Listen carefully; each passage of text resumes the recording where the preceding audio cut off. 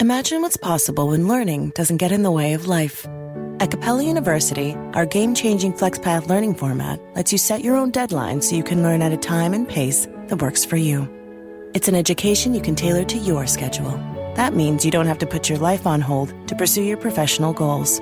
Instead, enjoy learning your way and earn your degree without missing a beat. A different future is closer than you think with Capella University. Learn more at capella.edu.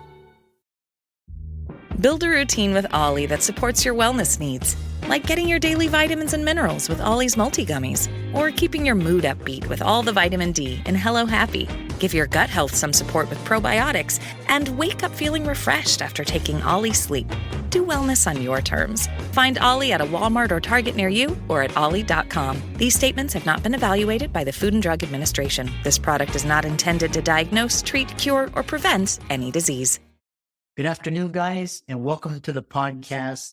Today's guest, I've got Giovanna Silvestre, and she recently wrote a book called Confused Girl, Find Your Peace in the Chaos. And in this book, she is going to highlight how she can help, especially women, guide individuals who feel lost, unworthy, or stuck in life to find clarity, self-acceptance, and inner peace. So she provides a lot of actionable tools and inspiring wisdom, and I'm really happy to have her come on to the podcast to share it. She's also from Los Angeles, and luckily her loved ones are okay, and really happy to have her on. So, Giovanna, welcome.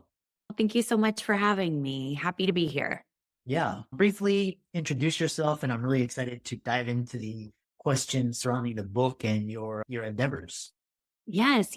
So my name's Giovanna Silvestre, and I recently wrote the book, Confused Girl, Find Your Peace in the Chaos.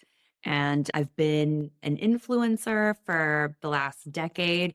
I actually was an influencer before the term influencer even existed. I wasn't actually aiming for that, but I had started a yoga wear line called Confused Girl in the City over a decade ago. And I utilized Instagram to sell my products. So I just became this default kind of influencer. So if you Google me now, it says influencer, but I consider myself more of an author and entrepreneur, but also very happy to be an influencer. That has been great as well.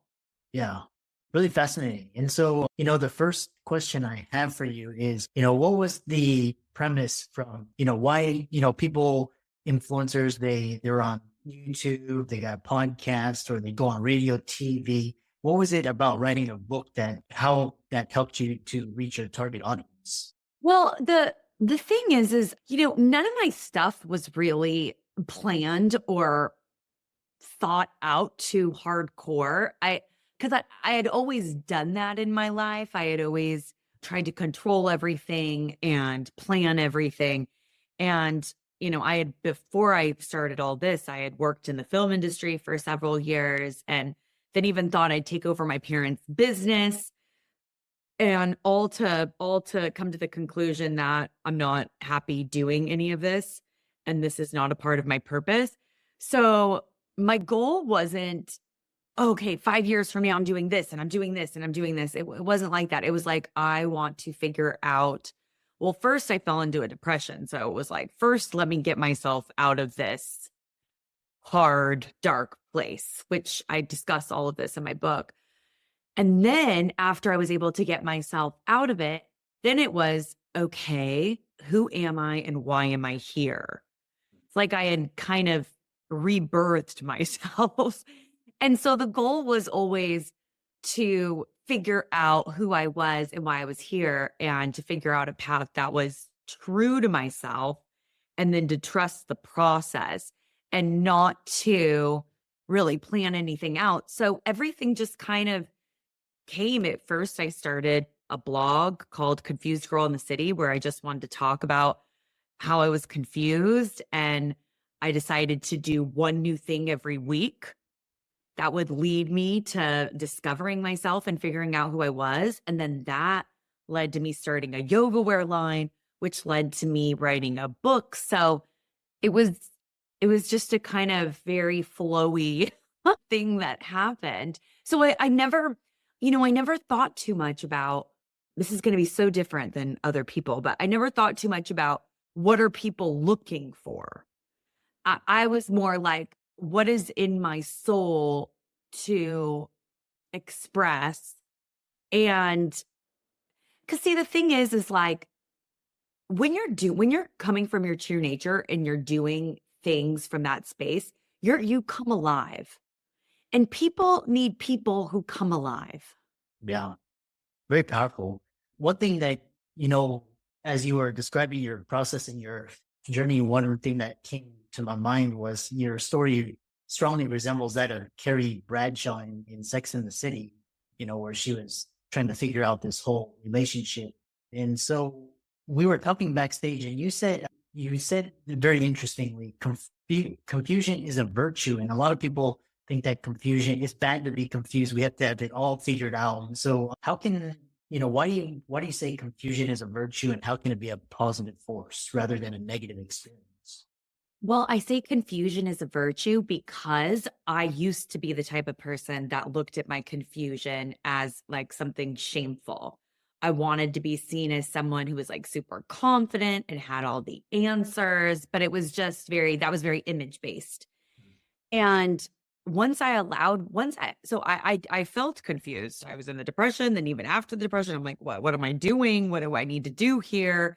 The other things haven't really worked out. I wasn't happy. Why?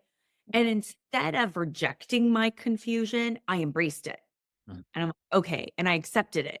And I got very real about I am confused. So, and it was in that moment where I was able to be really real and genuine about what was going on. Then I was like, okay, so now I'm going to discover something, because you can't discover something and not have the question. You have to start out with the confusion, the question. You're confused about something, even a math problem. I mean, there's actually a beautiful part of being able to figure out a complex math equation. Because at first you're looking at it and you're like, I don't know. And then you're working your way, you're discovering how it all comes together. And, and then you come up with your answer. And so I just wanted to take the shame out of it. And I'm like, actually, confusion is a virtue. And if you can figure out how to utilize this, it can like propel you so much further in your life. Yeah. Interesting. The other question I have for you is, you had the kind of a storybook career. You went to Los Angeles and you made it in the film and entertainment industry. And a lot of people's like, wow, I wish I could have that. But then you're describing this thing where it's like you kind of veered off path. And so, to people listening is like, while you have it all, but we still confused. So how do you reconcile these two? And why is sometimes following this kind of glitz and glamour that everybody's like, oh, you have this, how can that be detrimental to someone who's else? Well, because you're buying into the illusion. And one thing that people learn real quickly when they start working in the entertainment industry is like, it's all like all illusion. And I'm so happy I had that experience, because I mean, it really gives you like a thicker skin, you learn how to survive, and it pulled back the curtain. So years ago, like everything that's coming out now, of course, I didn't go to any Diddy parties and I wasn't a part of that crowd. But I just saw for myself, like the narcissism. I didn't see people really happy and joyful and creating. It was a lot of ego games. And I was like, wow, this is really brutal and quite painful. And I don't want to become so hardened, because I saw that to be in that industry to survive and do well, you have to harden yourself and you have to be ready to take somebody down too. And I'm just not willing to do that. I'm like, I was raised well. I don't need this. And so, but amazing experience. So grateful I did it. It totally added to my character and, just the wisdom. And so I really think we're taught that our lives are like a checklist we need to check off. Oh, boyfriend, check off. 2 years married, check off. Kids, check off. Home, mortgage, check off. Good careers. And it's just like this list of check offs. And then once you check all the things off, you're like, you add something else you got to check off. And it's just like this never ending cycle. And I think a lot of people, if they don't know who they are to begin with, they get to this point where they're like, I've done everything that I thought was asked of me and I should do. And I am miserable. And now I am stuck in this life that I don't want. And so that's why you have to figure out your true nature. And listen, I'm not trying to tell anybody how to live life. If it's your true nature to get married and have kids and have a family, hi, go for it. I say yes. If it's your true nature to be a career person or whatever, go live on a boat somewhere and do odd end jobs, do it. I'm all about you have well, I actually believe in past lives, but as of right now, you have this one life in this body. You have a limited amount of time. You never know when it's going to be over. So why not connect with yourself, get to know yourself, and then do life from that point? Yeah. Really very insightful and very powerful. And so next, like, talk about an example or a story where confusion helped you to gain clarity. That's kind of really interesting. I'm curious to hear your journey. Yeah, well, I first started, again, remember I told you everything flowed. I did not have an idea for a yoga wear line, and then I didn't know I was going to write a book. That all just kind of happened. But it was all inspired. I was inspired and I did it.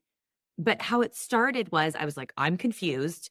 And blogging, this is over a decade ago, vlogging was really big at the time. So I was like, oh my gosh, I want to start a blog called Confused Girl in the City. And on this video blog on YouTube, I said to myself, okay, every week I am going to do one new thing that I've never done before in an attempt to figure out who I am and why I'm here and what I like and what I don't like. And I even wrote on a Post-it and had it on like up on the wall. And it said, this is a gift to yourself. Because I didn't want this to be another checklist. I didn't want this to be another thing I was trying to make something happen with. I was like, this is my gift to myself. And so that's how I began kind of unraveling the confusion, which led me on this amazing adventure of self-discovery. Yeah. In this, we're kind of we're about halfway through. And so that latter half, we'll talk about the role of patience and then also like techniques that can bring clarity from confusion. And so what practices, because you mentioned yoga, and what other habits helped you to process confusion constructively and gain clarity? It's honestly, it's all about connecting with yourself, right? And it's also about experimenting with life and figuring out the things that you enjoy doing that bring you some sort of peace. Because the inspiration and the connection and all the things, that comes from the peace. It's not going to come when you're in survival mode or when you're running around like a chicken with your head cut off. You got to get quiet. So, I mean, it's about figuring out the thing that you like to do that helps you get quiet. So for me, yoga is a great tool. And I know yoga has become like very, it's very mainstream and everyone's like, oh, yoga, but it really helps me. It really, when I'm doing a yoga class, I just quiet down. My mind gets quiet. Or when I do my walks by the beach and I'll listen to a walking meditation on YouTube and just walk by the beach and sometimes you have to make yourself enjoy things. You have to, because you're thinking about all these things I need to do or all these things I don't have. And that's a lack mentality. So you want to put yourself in an abundant mentality. You want to put yourself in, oh, I'm walking by, the ocean today. Wow, it looks so beautiful. Let me just take a moment and listen to the waves and like just take a moment just to appreciate that I get to live here. It's little things like that. And if you can do those things consistently every day, you're switching into abundant mentality. You're switching into more peace, more gratitude. And then from there, that's when you'll be able to unravel your confusion. A lot of people create chaos. It's like an endless amount of chaos so that they don't ever they don't have to ever question anything. But if you're already questioning, then you need to get the peace to unravel the onion that is you. Yeah. It reminds me of this story because, a lot of the stories that you're sharing resonate with my personal journey. And like one time it was like, I was undergrad and I was so stressed. I was like, had like MCATs and like trying to get into med school. And I was just it was so stressful. And I was just like, and then like, some of the best advice from my intuition was like, if you just let go. And I was like, and it was like, I just practiced it. I was like, let go. And it was just like, it's like the whole world opened up. And so what role does patience and letting go play in confusing times, and how can people cultivate this? Well, that I'm really so happy you asked me that, because we didn't like have any pre-plans. So like that's an amazing question. And I have learned so much about patience and letting go and how it can bring you something that you never thought could be possible. So after I wrote my book, for 2 years, I was being rejected. I got an agent. A really reputable agent. Then for 2 years, my book was rejected by publishers. But because of all the work that I did, that I write about in my book, I no longer attached my self-worth to things I have done. I no longer attach my self-worth to success or things that didn't meet my expectations. I literally was like, I have worth because I'm existing in this world, and I'm a good human. And so I feel like I have worth. And so I really did just let it go. I let it go in my head, and I was like, okay. And a year went by, and I kind of, doubt crept in, and I'm like, well, we are going through COVID and we'll just see what happens. But I just, again, let it go. And then my father got sick with cancer. So I was very just consumed with him and what was going on with him. So I wasn't thinking about the book stuff. And then 2 months before my father died, 2 publishing companies had a bidding war on my book. And my father got to see it all. He got to see the negotiations. He got to see these people on Zoom because he was like in the background just listening. He got to hear like what they thought about my book and how they thought it was so amazing that I'm saying confusion is a virtue and all these things. And I was so happy that my dad got to know that, because my dad was an immigrant, who came here from Italy and worked really hard for us to have opportunity. So that was a very big thing for him. And it's like, oh my gosh, I'm so grateful for that. What divine timing. Like if I would have controlled that or forced that or had not let it go and had not been patient, I might have taken it away from my agent after a year and tried to self-publish. I might have destroyed that instead of just letting it go and letting time do its thing. And then the timing hit at the most beautiful moment, where at the time in my life where I was experiencing the greatest amount of tragedy, I also had the greatest opportunity and some hope. And so when you show up in your life and do the work, but then you can let it go and still create joy, concentrate on other things and not obsess, have patience. I am like a living testament that is something great is coming your way. Like it works. This episode is brought to you by Amazon. Sometimes the most painful part of getting sick is the getting better part. Waiting on hold for an appointment, sitting in crowded waiting rooms, standing in line at the pharmacy, that's painful. Amazon One Medical and Amazon Pharmacy remove those painful parts of getting better with things like 24/7 virtual visits and prescriptions delivered to your door. Thanks to Amazon Pharmacy and Amazon One Medical, healthcare just got less painful. This episode is brought to you by Intuit TurboTax.